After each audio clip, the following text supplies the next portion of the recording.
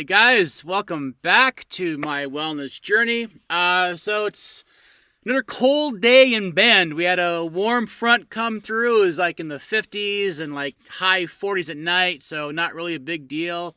But now it's starting to dip down again. So it's in the 30s right now. What is it outside? Like 32 degrees outside right now, and it's almost noon. So, yeah, I got down to the 20s last night.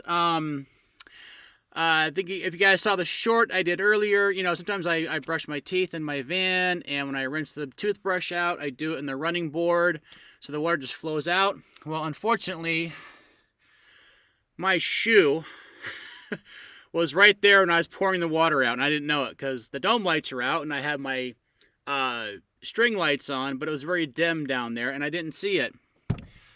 Not the only thing that's dim.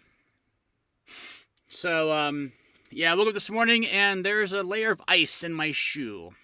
So I brought it to Starbucks, thawed it out. It's still wet, so hopefully before I go to work tomorrow, it'll be dry. We'll see.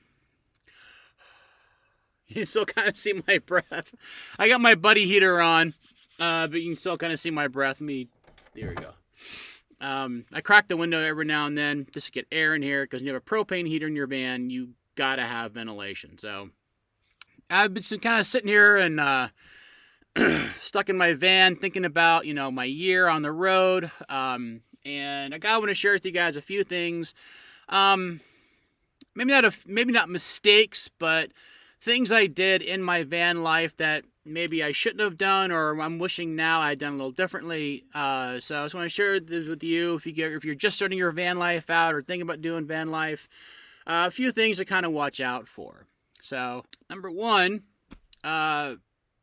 being too concerned with where I sleep, or too worried about where I'm going to sleep. For the first few months on the road, unless I was staying with friends, I was so preoccupied with where I was going to stop and sleep for the night, I didn't really enjoy where I was. I didn't really experience the area I was in. I didn't explore the way I should have. I was in a lot of really cool areas, but I did find myself being too preoccupied with where I was going to sleep. I would begin the day looking at iOverlander, like, okay, well, where can I go a couple hours away? Where can I sleep? Where can I stay? I would go to an area I wanted to hang out in, and I would just spend hours figuring out, well, where can I stay? Can I park on the street? Is it legal here? Where can I safely park? And I feel like I spent way too much time focused on that than really being where I was and exploring where I was and enjoying van life. Now, obviously, yes, you do need to make sure that you can park where you're going to park at, that it's legal, that it's safe. Again, something I learned that I will tell you: if you're parked somewhere, even if it's legal, if you have a bad feeling, leave. If your gut tells you don't stay here, don't stay here. Move. Especially if you're a solo female van lifer, listen to your instincts, listen to your gut. If you have to, find a campground and pay for a campground. There was one time in Santa Barbara, I was parked in the street. I wasn't sure if I should be able to park there. I went to iOverlander. It said there's a turnout I can park in. I drove over there. 2 more RVs showed up and were there. It was next to the highway, the freeway, so it was kind of some car noise, but not a big deal. But around 7 o'clock at night, they both left. And I felt safer having them there. But once they left, I was like, well, are they leaving because it's too noisy, or are they leaving because they shouldn't be here? So about half an hour or so after they left, I started feeling really uneasy. Something in my gut told me I shouldn't stay there, so I just drove back to where I was parked before and spent the night there. So, I listened to my gut. I don't know if it was a good thing or not. I just did.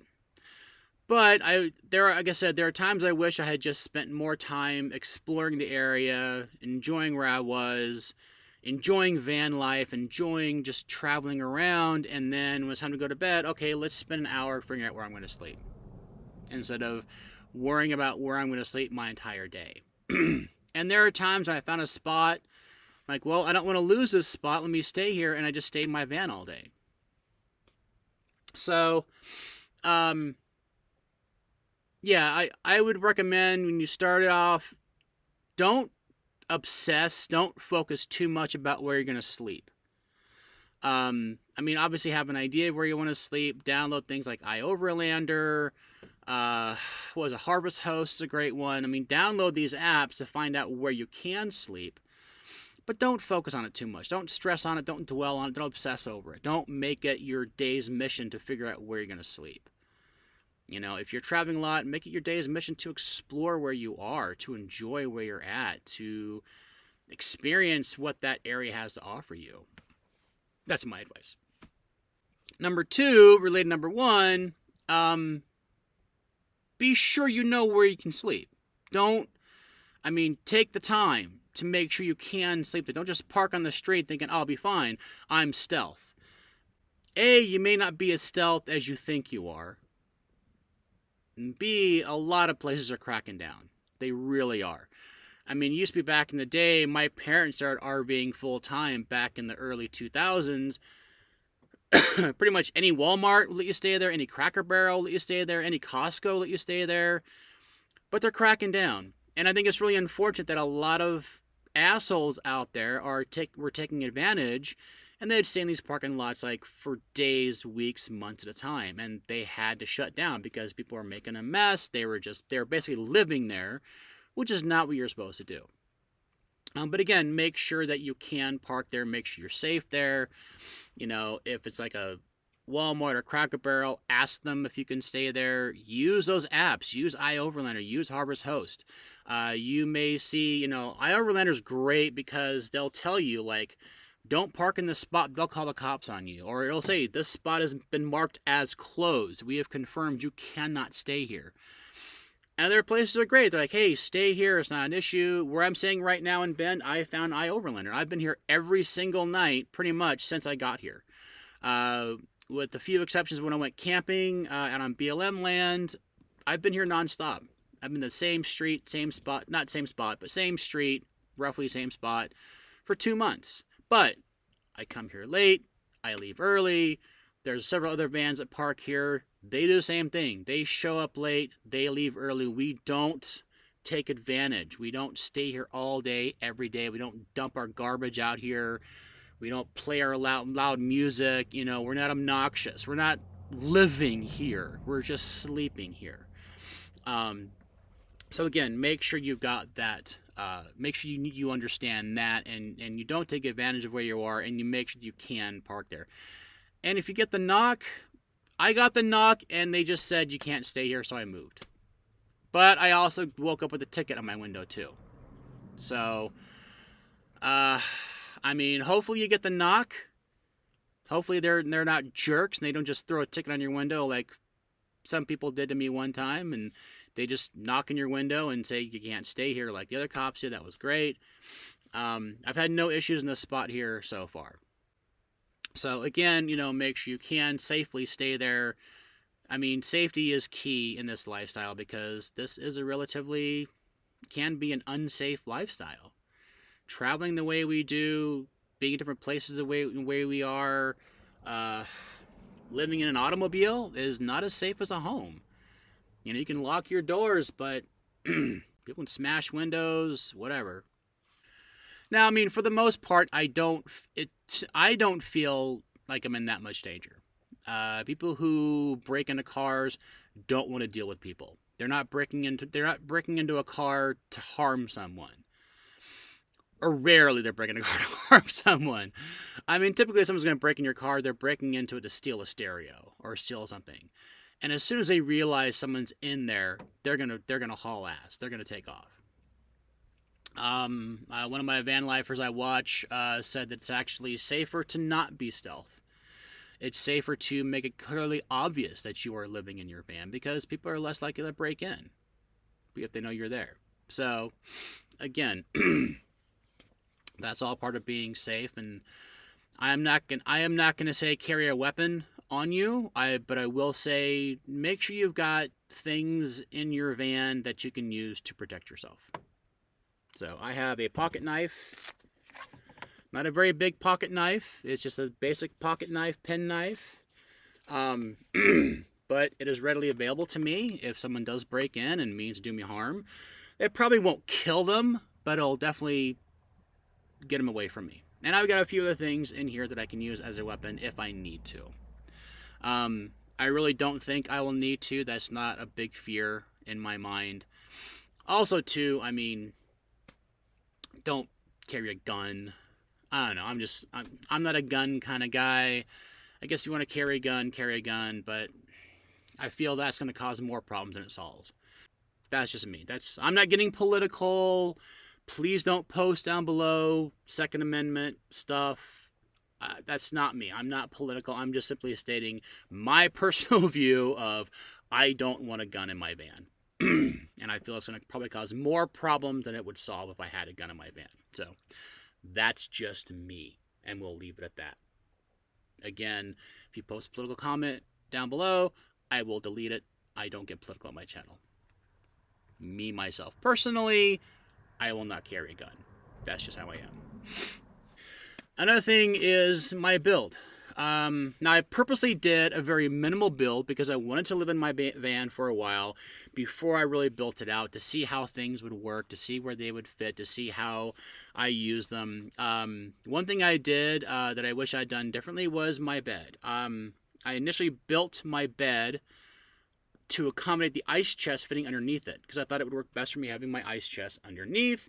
That way I'd give in between my seats room that I can just get back and forth if I need to or want to. But I found it was a much more of a pain in the ass having my ice chest behind me underneath my bed and much more convenient to have it in between the seats. Mainly because when I want to eat something, I don't have to move my cushions around and pull it out and pull stuff out. I can just reach forward and open it up, get what I need out of there. Plus, it's a great spot to put things while I'm driving. I kind of sit there and everything, just kind of throw things down on there while I'm driving around.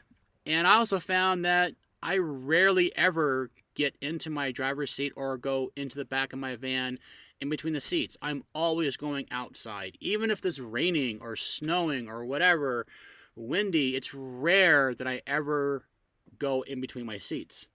So the refrigerator where it's at right now works perfectly.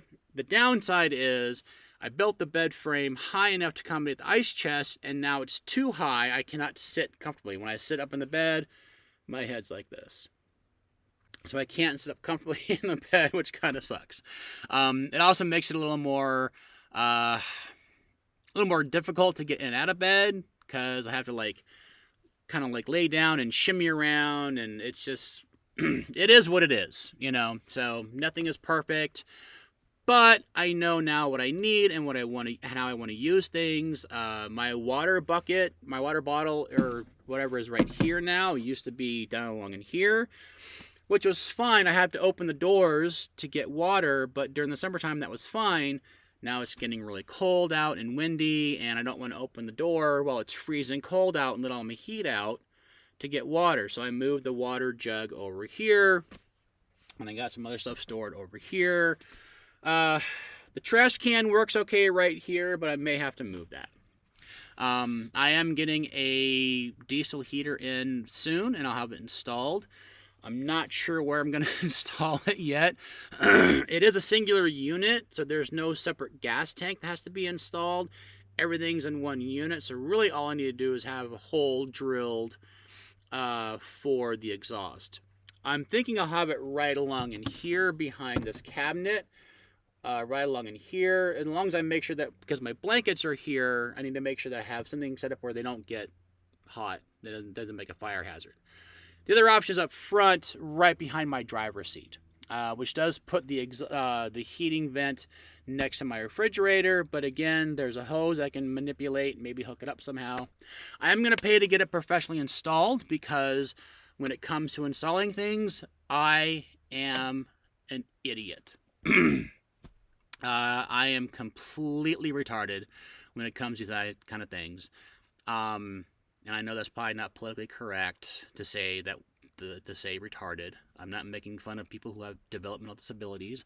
I'm making fun of myself. I'm calling me retarded. I'm saying I can't do shit. I'm not the handiest guy in the world. I'm really not. So I am going to pay someone to install that for me and probably talk to them and say, hey, where's the best spot for this? How will this work? And we'll figure it out. So, I did not build the van with a diesel heater in mind because I didn't know how I was going to do it.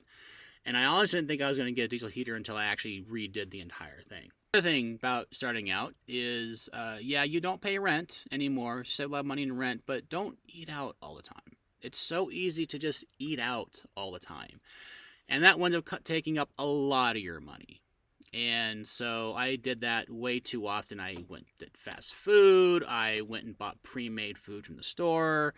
I did some cooking and that kind of stuff every now and then, but I didn't do a whole lot of it. So I wound up spending a lot more money than I thought I would spend. Also, too, if you've been following me for the last few months, you know that I've been going dry for 60 days. So I've been saving a ton of money not drinking alcohol and not smoking weed. That helped out a lot, too. But yeah, just be careful eating out. It's definitely a temptation to be like, oh, I don't have to spend $800, $1,000, $1,200, whatever in rent. I got all this extra money.